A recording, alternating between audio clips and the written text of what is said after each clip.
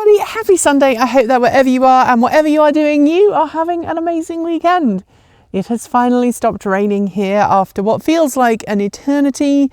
We've had basically rain most days since the start of the year, and we are now, as you know, towards the final third of this month, and it's nice not to have to worry about rain. But what I do have to worry about is escaped chickens. Look over there. This is Charlie and his 3 daughters. Actually 2 of his daughters plus one of the youngsters I purchased at the same time they were little, and they are out again.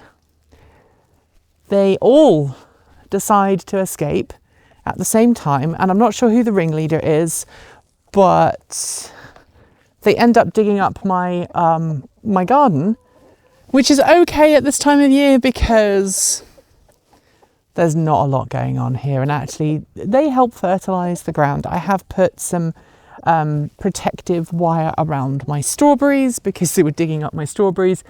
They were digging up the winter barley when I got them a second ago, and that's not really a big problem because it's just a cover crop, so I'm not really super worried about it. But things in the garden have just been drenched. That's really all I have to tell you for the garden and chicken update. That's not actually true. So we had the well pump was fixed. For those of you who are interested, I didn't expect so many comments in the comments section trying to give us tips and advice about what to do. So I'm very touched that you all had some really good advice to send our way.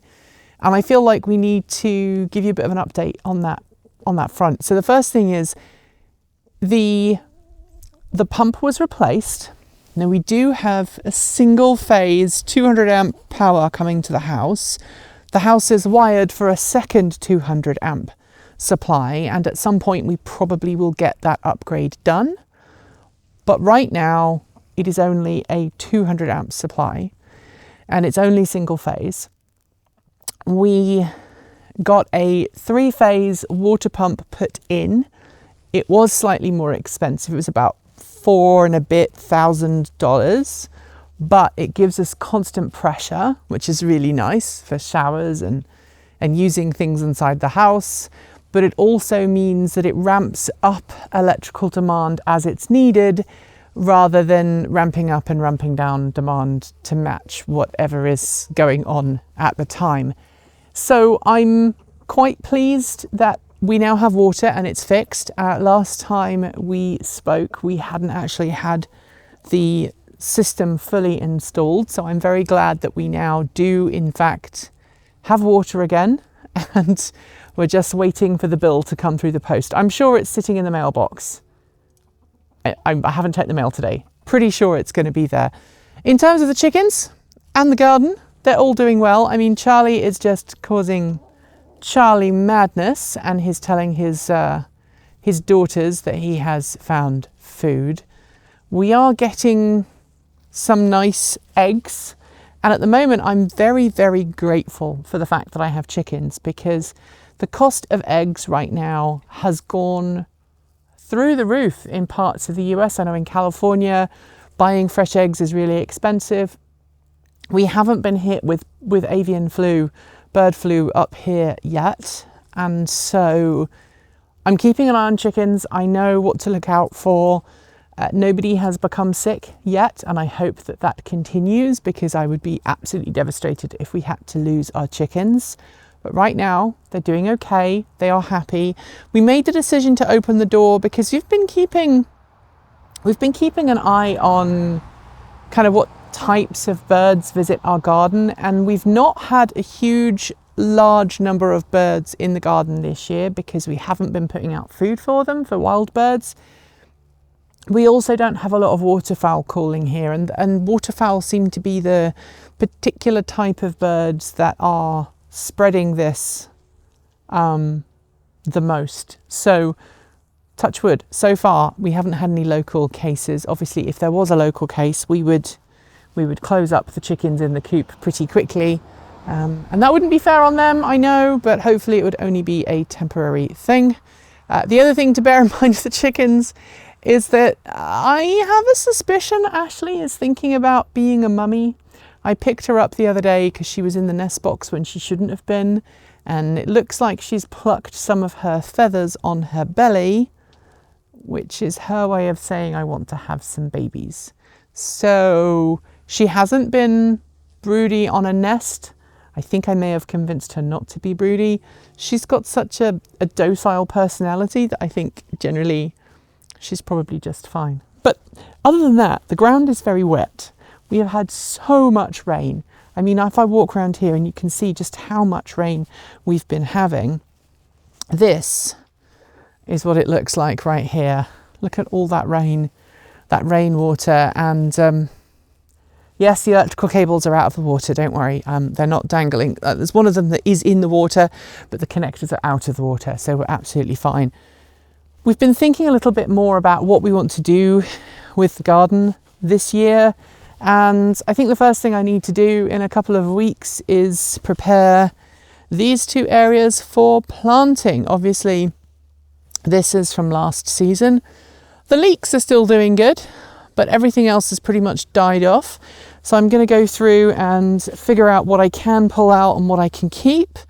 I'm not sure if my rosemary survived. One of my rosemaries is there and one is over there. My thyme looks like it survived, but some of it does not look like it survived. And it looks like people have been eating my leeks again.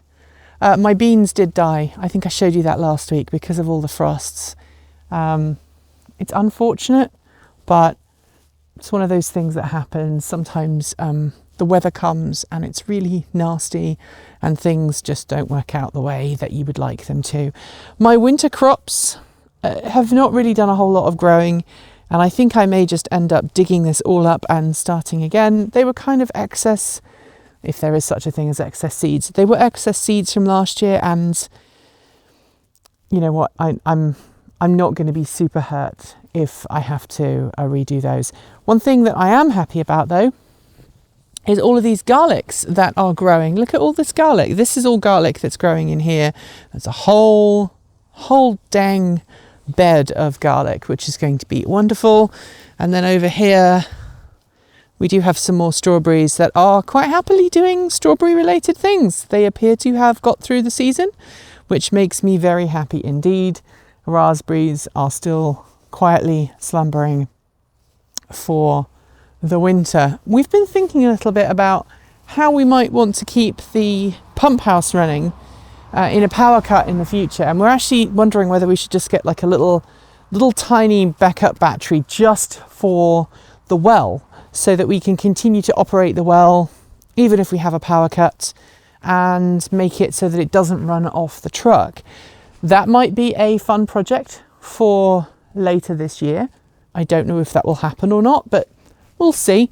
And the other thing that I don't want to talk about a great deal, because we're actually going to make a video about this on the channel, but our heat pump is finally starting to work properly. So the heat pump that was installed earlier this year, we had some issues with it, namely that it was costing us a lot to run because it wasn't quite tweaked for our house. We've now fixed that and it seems to be behaving itself. Someone came on, I think, Tuesday this week and got it running, and it was really good, and we were able to get everything working as it should. I just put 2 lovely eggs in my pocket. We still have to get this working, and we still have to convince this to work properly. It's still not working properly, and Sunrun has gone quiet. So I need to email them today and say, hey, when are we going to get this working? Because we've had 3 power cuts and we've not been able to use this really effectively to back the whole house up, and that has been irritating me slightly. I also need to, completely unrelated to the garden and the chicken, I need to get underneath my wife's vault and figure out why one of her underbody panels is no longer properly attached. It's flapping around, and we need to fix that before it causes more damage to itself. So we need to look at that and get it fixed. PDQ. Other than that, Not a lot else has been going on in the garden. There's some signs that the garden is thinking maybe, just maybe, of getting itself together and starting to grow again. So our mint has started to grow. I haven't seen any signs of our snowdrops or our daffodils yet. But down here, things are starting to stir in the ground. And that is very exciting indeed. The tractor has decided to brake. I need a new controller for that, but one of you is actually helping us get an even better, more awesome tractor. So that's not kind of top of my priority right now. What is top of my priority and interesting right now is the fact that I thought all of my lettuce had died for the winter, but look, it is growing again, as is some of my broccoli over there. And if I swing round, something else that started to grow this year, which is super exciting, is my rhubarb. I have not had rhubarb for a really long time. I'm really excited about having some lovely fresh rhubarb in the garden. My chickens are running away from a Prius. That's very telling. And so I'm very excited to, see spring is finally coming, maybe. We've got a few more, month and a half to 2 months of winter still to go, but it just feels like things are starting to get a little better. And we've got some cold weather forecast for next week, but hopefully now this rain has decided to disappear. Maybe, just maybe, mercifully, things will get a little bit warmer, a little bit more predictable, and we won't be stuck in this horrible, horrible rain, cold, heavy winter storm cycle that we've been doing for what feels like forever. I mean, it really has felt like there's been nothing else that we've been doing but just doing that for a really long time, and that's not so fun. Anyway, I hope you enjoyed the slightly rambly garden and chicken update. On that note, we are done with today's video. If you liked it, you know what to do, and feel free to tip us with a super thanks. The comments are open for your thoughts, as is our Discord chat room. There are links below. If you want more, subscribe, hit the bell, and follow the links to support us with a YouTube membership or a Patreon subscription. You'll also find links to our Ko-fi, Bitcoin, and swag store. And check us out on Mastodon, because we have our own server. It's very cool. Scrolling on my right is the list of amazing Charged Up supporters, and shout-outs go out to our self-driving tier supporters: Mike Weeder, Linda Irish, Sean Tucker, Patrick Boyarski, Paul Nelson, Chris Maxwell, Brian Newton, Michael Goad, Bennett Elder, Andrew Martin, Pedro Pinheiro, Brophy Wolf, Chris and Michael Johnson, Tazza in the Gong, Dan Blair, Peter Dillinger, Gordon C, Stephen O'Donoghue, Carl Hodgson, Anthony Coates, Regine Fellows, Denny Hyde, Chris Centaur and Jim Vaness. Finally, out of this world thanks go to our Starman level supporters: Andrew Glenn, Anonymous Freak, JP Fagerbeck, Joe Bresney, John Lyons, Rory Litzwin, Kevin Burridge, Dave Kitchen, Aaron Hahn, Laura Reynolds, Marcel Ward, Matthew Drobnak, Paul Conway, Reggie Watts, Will Graylin, and, of course, Ian. I will be back soon with more content, but until then, as usual, keep evolving and check out the chickens.